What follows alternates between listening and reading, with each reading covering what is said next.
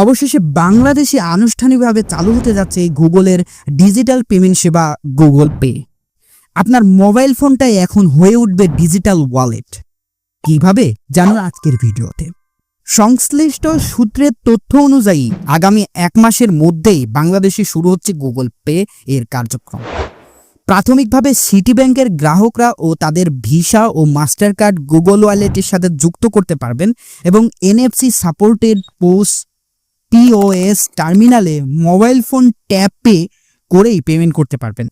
এই সেবার মাধ্যমে আপনার স্মার্টফোনই হয়ে উঠবে ডিজিটাল ওয়ালেট। প্লাস্টিক কার্ড বহন করার দরকার পড়বে না। কেনাকাটা, সিনেমা দেখা এবং আকাশপথে যাতায়াত সব জায়গায় মোবাইল দিয়ে লেনদেন করা যাবে। চার্জ এবং ফি, আপনার মনে হতে পারে যে বিকাশ, নগদ, রকেট, ডাচ বাংলা এগুলো তো আমাদের দেশে আছে, তো এইগুলো তো মোবাইল ওয়ালেটের মাধ্যমে ট্যাপ করা যায় বা পেমেন্ট করা যায়। তো এখন আমি গুগল পে এর কি সুবিধা।